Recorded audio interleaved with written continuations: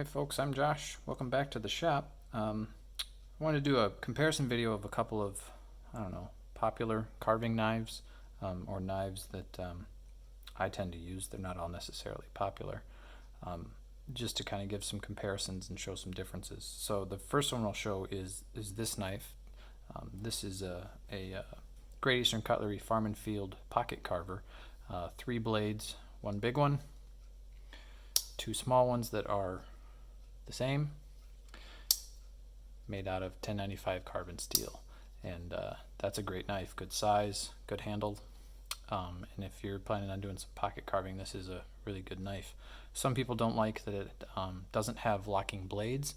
I don't ever have an issue with that with my carving. I think as long as you're aware that it doesn't have locking blades and you're using it like that, you shouldn't ever run into problems with that folding over on your hands. But I mean, that's a matter of preference. If you need a locking carving blade, then you need to look elsewhere.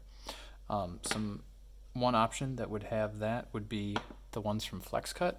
The Flexcut folding knives, Whittling, what do they call them? Whittling Jacks and the Carvin Jack. I guess they're all Jacks. And so this is, I believe this is called the Carving Jack, and it's got a bunch of different little blades in there.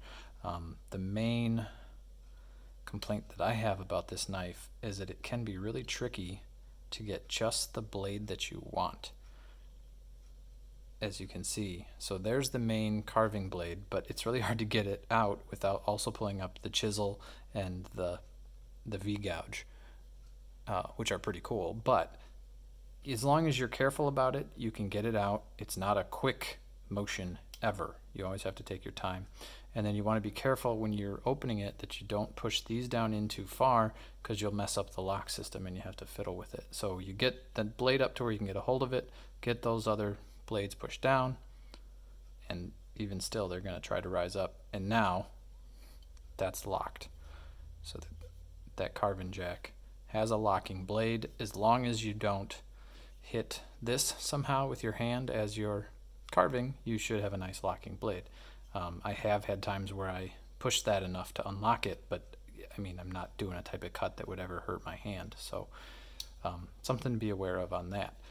Pretty good handle on this. The only complaint that the other tools can make hot spots in your hand depending on your position, but the advantage is that you get a ton of different tools for on-the-go carving. And one tool that I've found that's really unique even for not on-the-go carving is this guy, which is a V-gouge. But the unique thing is that it's cranked to the side. So if you're ever making like a shrink pot, you can get the V-gouge into the bottom of the shrink pot and carve.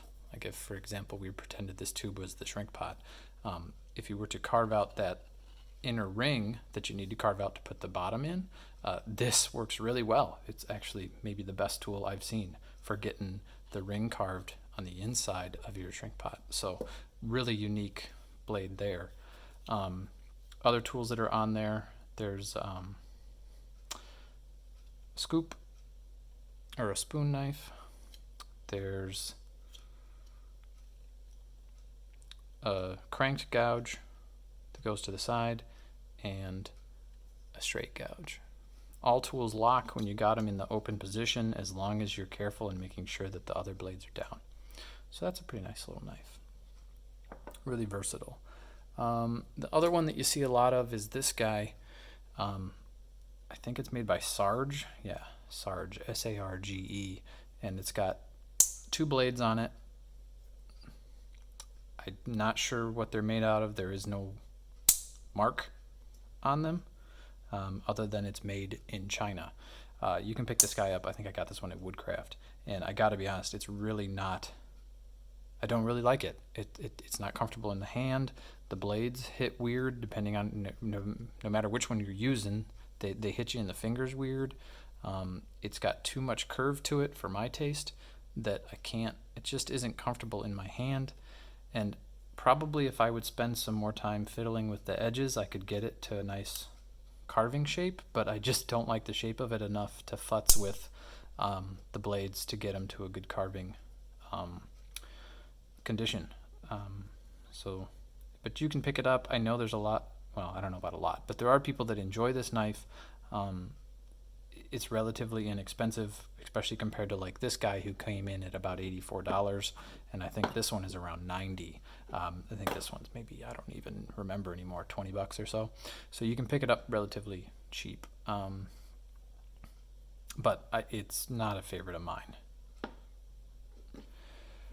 Other options, of course, include the Mora, and that's the shorter of the two. I believe that's a 120. So that's the Mora 120. This is the Mora 106. Mora King knives, great knives, really good edges. They come sharp. You don't usually have to do much to them. And the only difference being the length of the blade. 106, 120. I think I'm saying that right. I always mix the numbers up. Nope. 120 is the short one. So the 120, 106. Really good. Very popular with spoon carvers because they're inexpensive, about 20 bucks or so, maybe 30 depending on your source. And the nice long blade for the type of carving for spoons and things like that. You can get nice long draws, use the full length of the blade, and get awesome faceted spoons, things like that. So I love my Moras. They're always around, and they're always ready to go.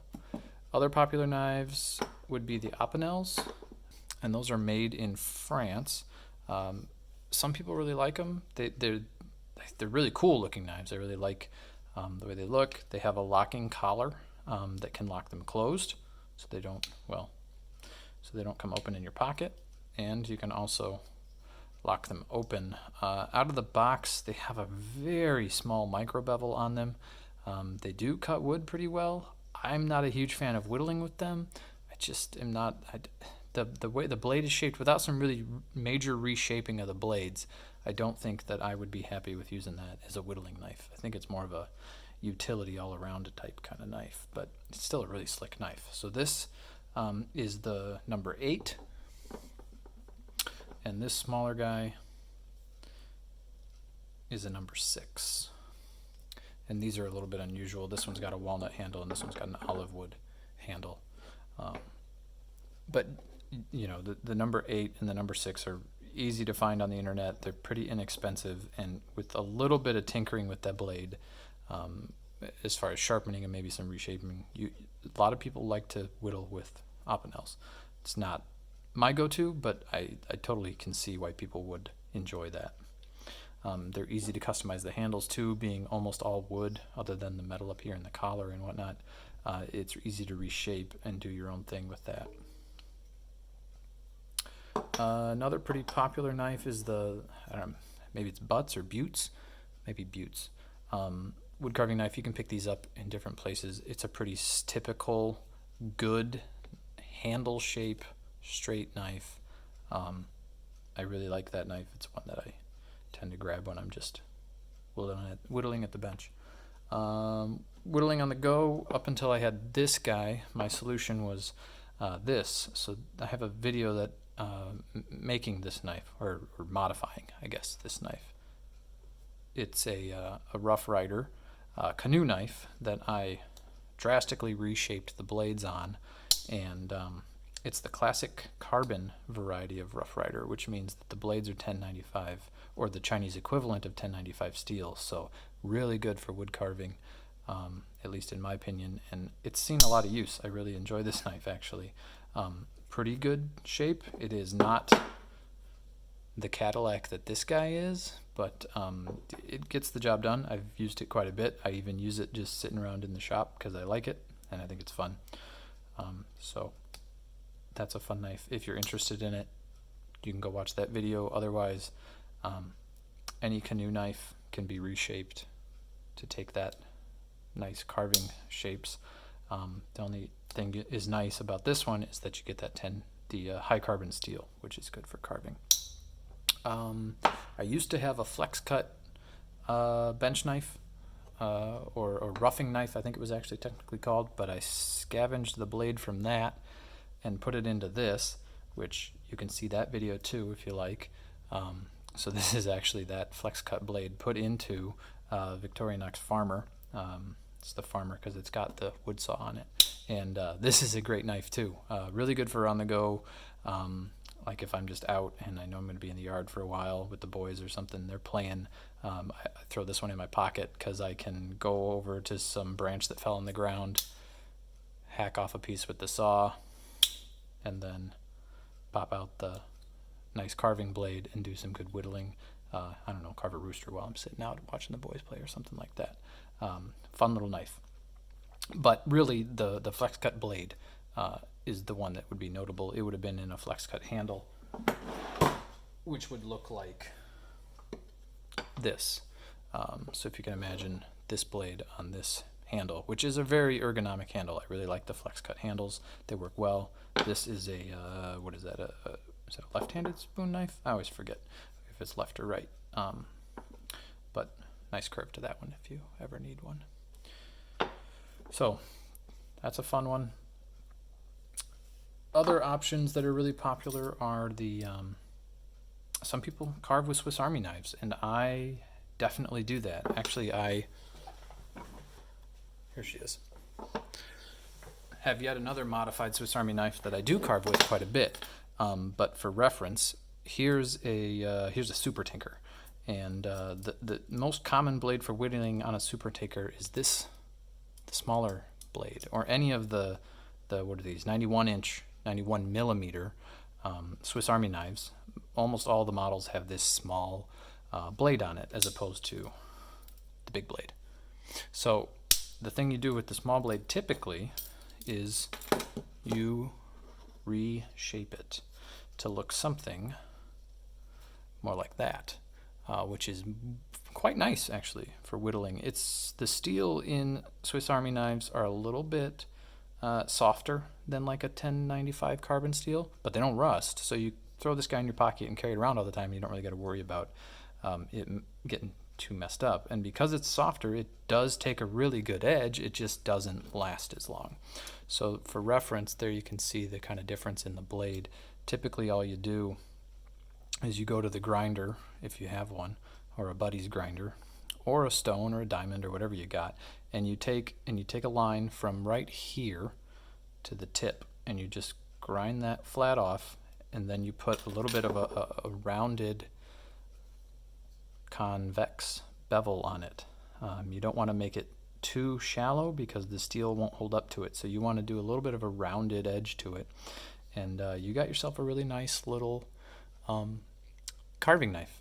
This one is modified from, I guess, maybe a Field Master, because it's got a saw, it's got the small blade, it's got the big blade, which I actually want to change the shape of. You can see I've actually already put the mark on there for when I'm gonna maybe mess with that.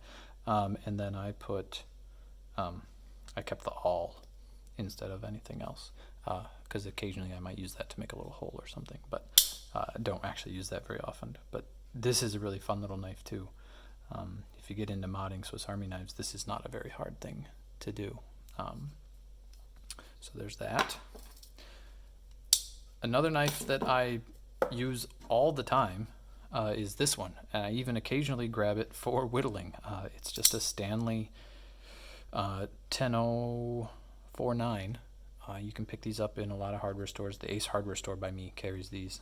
If not, you can find them online, and the blades are supposedly replaceable. This is the same blade that I've had in it for quite a while. I just resharpen the blades. I have more blades. I just don't ever put them in. I just sharpen this back up quick, and you can see it's been used and it's dirty and needs to be cleaned. But this is the one that sits by my bench all the time and gets grabbed first when I'm doing anything that might be a mess.